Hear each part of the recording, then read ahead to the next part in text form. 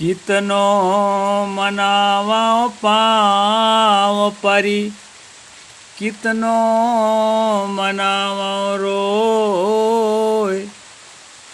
हिंदू पूजे देवता तुर्क न काहू होय।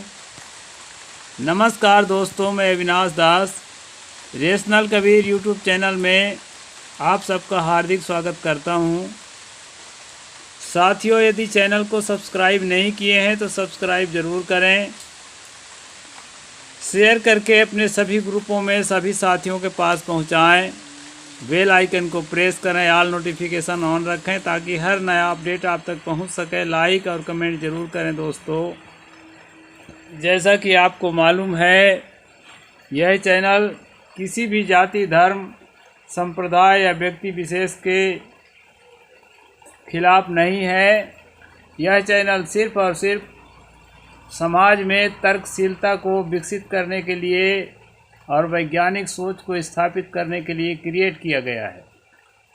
साथियों, आज से 620 साल पहले सदगुरु कबीर साहब इस दुनिया में अलख जगा रहे थे और उन्होंने तथाकथित धर्म के खिलाफ आवाज़ बुलंद किया। उन्हीं आवाज़ों के तहत मैंने जो अभी शुरू में साखी आपके सामने रखी है वो भी है। सदगुरु कहते हैं, कितनों मनाओ पाँव परी, कितनों मनाओ रोय। हिंदू पूजे देवता तुर्क न काहू होय। साहब कहते हैं, मैं कितना ही पाँव पढ़ पढ़ के मनाने लगा, चाहे कोई रो करके भी मनाए, गा करके भी मनाए, जैसा मनाए, लेकिन जैसे कुत्ते की पूँछ होती है, कुत्ते की पूँछ में पाइप डाल दीजिए तो सीधी हो जाती है, और अगर पाइप आपने निकाल दिया तो जस के तस टेढ़ी का टेढ़ी हो जाती है। इसी प्रकार से दुनिया है दोस्तों।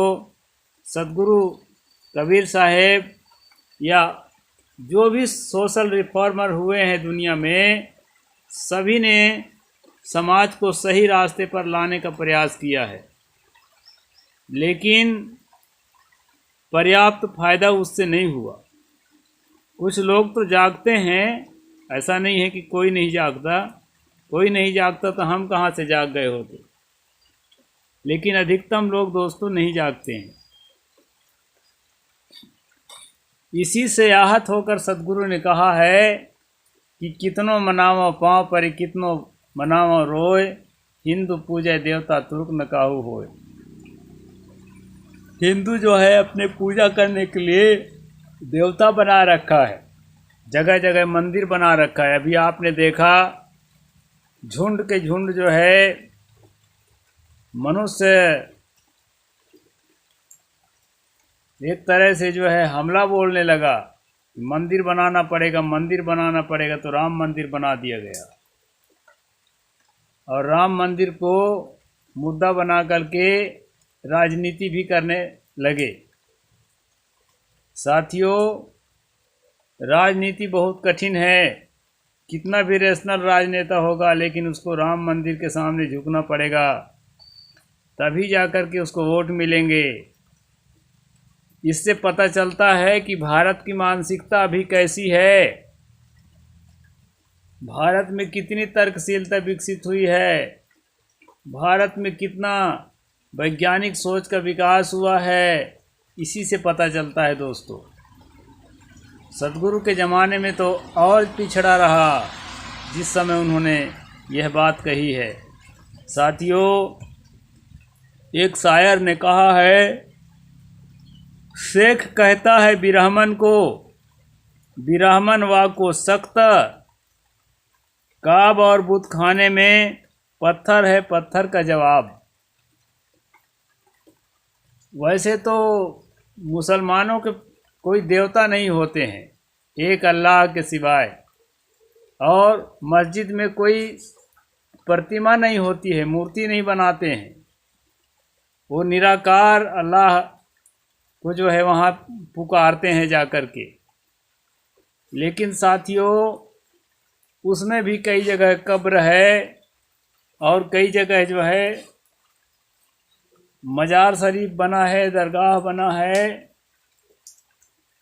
इसी प्रकार काबा में भी एक पत्थर है।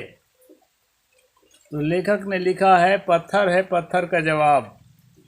आपस में लड़ते जरूर हैं कि तुम्हारी पूजा पद्धति खराब है, तुम्हारी पूजा पद्धति खराब है, और अंत में जो है घूम फिर करके पत्थर है पत्थर का जवाब। दोनों जगह पत्थर ही पत्थर दिखाई पड़ता है।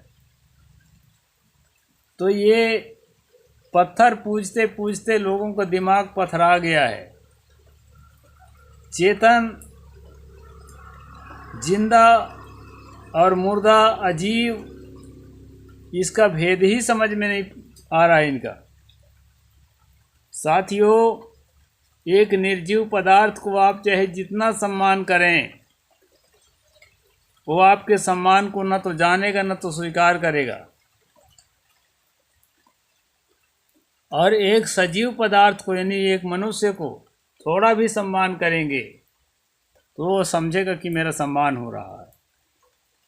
एक निर्जीव पदार्थ को चाहे आप जूतों से मारें, वो कभी विरोध नहीं करेगा, क्योंकि वो निर्जीव पदार्थ है।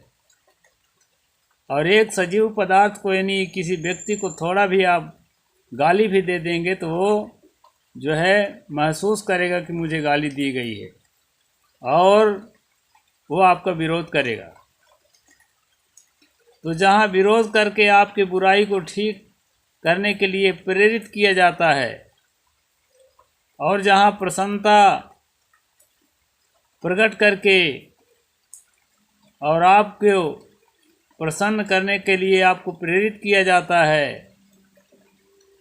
इस प्रकार की शक्ति जहाँ विद्यमान है, चेतन शक्ति, चेतना शक्ति, इसी का संदेश सतगुरु कबीर साहब दे रहे थे कि चेतना को समझो। निर्जीव पदार्थों में आस्था रखने का कोई अर्थ नहीं होता है। माना कि प्रकृति के नियम भगवान है, लेकिन पूजा की वस्तु नहीं है, क्योंकि निर्जीव है। जहाँ चेतना नहीं है, जहाँ ज्ञान नहीं है, जहाँ समझ नहीं है, जहाँ अच्छे बुरे का आभास नहीं है, अनुभव नहीं है, दोस्तों, वहाँ माथा पटकने का कोई फल नहीं होता है। इस तरह सतगुरु कबीर साहब उस ज़माने में समझाते थे। जैसा वो समझाते थे ठीक वैसा ही मैं नहीं समझा पाता, क्योंकि वो बहुत बड़ी प्रतिभा थे। अब उनके हम जो है चरणों के धूल के समान हैं, लेकिन रास्ता वही है तो प्रयास तो करेंगे ही। ये देवी देवता ईश्वर परमात्मा एक विशेष देश में, एक विशेष काल में स्थापित की हुई चीज़ें हैं, यानी एक विशेष जगह में और एक विशेष समय में इन सब की स्थापना होती है। इसलिए साथियों, ये जो है आपके लिए किसी भी प्रकार से फ़ायदामंद या नुकसानमंद नहीं है। नुकसानमंद इसलिए हो जाते हैं कि आपके बौद्धिक शोषण होता है इनके बहाने जो है धर्म की स्थापना होती है, और उस धर्म के बहाने जातिवाद की स्थापना होती है। इसलिए जड़ में क्या है? देवता। सारा अंधविश्वास, सारी विषमता, सारी नफरत, सारा वैमनस्य, सारी लड़ाई झगड़ा, ये सब के जड़ में है दोस्तों धर्म, और धर्म के जड़ में है देवता और ईश्वर। इसलिए सतगुरु ने यहाँ पर कटाक्ष किया है। सतगुरु ने तो यहाँ तक कह दिया है कि निगुरा ब्राह्मण नहीं भला, गुरुमुख भला चमार, और देवता से कुत्ता भला जो नित उठ भूखे द्वार। भले ही ये चमार भंगी जिसको कहते हो आम भाषा में, वो भले ही तुम्हारे नज़र में नीच है, लेकिन गुरु के शरण में आके शिक्षा ग्रहण कर रहा है, दीक्षा ग्रहण कर रहा है, तो उस अनपढ़ गंवार ब्राह्मण से वो बहुत आगे है, श्रेष्ठ है।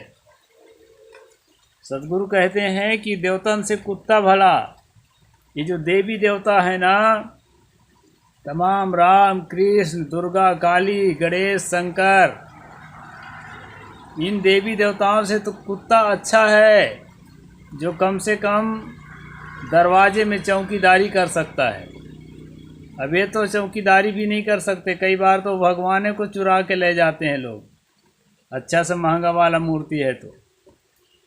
इसलिए सतगुरु कहते हैं कि कितना मनाऊं मैं वहाँ पर, मनाते मनाते थक गया।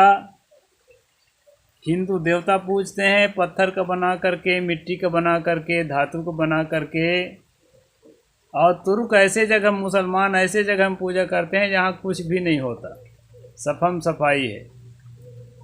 मंदिर में तो बुत बैठे हैं, मस्जिद सफम सफाई है, दिल दरगाह के अंदर झांको झलकता नूर खुदाई है।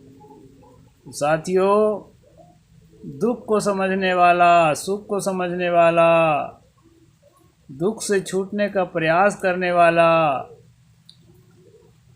संवेदनशील जो चेतन सत्ता है वो प्राणियों के अंदर है, और उसी को सुख दुख होता है और उसी को सुख दुख का अनुभव होता है। इसलिए दोस्तों, अगर मानवीय मूल्यों को समझते हो तो किसी को अपमान मत करो, किसी के नफरत मत करो, किसी को परेशान मत करो, क्योंकि उसको दुख होता है, और दूसरे को हमारे द्वारा दुख ना हो ऐसा प्रयास करना ही सच्ची मानवता है। दूसरे को हम हे दृष्टि से देखते हैं कि ये तो छोटी जाति का आदमी है, साधु बन गया है, ये तो किसी काम का नहीं है, इसके साधु बनने से कोई फायदा भी नहीं होगा, क्योंकि शास्त्रों में लिखा है कि शूद्र को साधु बनने से भी वो उद्धार नहीं होता है बल्कि पाप होता है। साधु बनने के कारण शंभुक ऋषि की राम ने हत्या कर दिया था। तो इस तरह से दोस्तों, ये मान्यताएं दिलो दिमाग में राज कर रही है। इसलिए सतगुरु ने कहा, कितनों मनाओ पाँव परी, कितनों मनाओ रोय, हिंदू पूजे देवता तुर्क न काहू होय। जो कोई है ही नहीं, देवता भी कोई है ऐसा मत सोचिए, कोई कुछ भी नहीं है, वो केवल जो है हवा हवाई है, ना आकाश में, न पाताल में, न मूर्तियों के अंदर छुपी हुई कोई शक्ति है, न कण कण में कोई छुपी हुई ऐसी शक्ति है जो आपकी भलाई कर देगी। आपकी भलाई आपको खुद करना पड़ेगा, अपने बाहुबल के भरोसे आपको करना पड़ेगा, अपने बौद्धिक क्षमता को बढ़ाकर आपको करना पड़ेगा। इसलिए साथियों, खूब कसरत एक्सरसाइज करें और खूब पढ़ें लिखें, ताकि शारीरिक और मानसिक योग्यता विकसित हो, तभी आप कुछ कर सकते हैं। नहीं तो भगवान भरोसे रह जाएंगे, देवता भरोसे रह जाएंगे। इसलिए सदगुरु ने कहा, हिंदू पूजे देवता तुर्क न काहू होय। तो दोस्तों, इस साखी का अर्थ मैंने आप लोगों के सामने रखी है, और आने वाले सीरीज में और कुछ बताऊंगा। साहेब बंदगी, जय जोहार, जय भीम, जय भारत।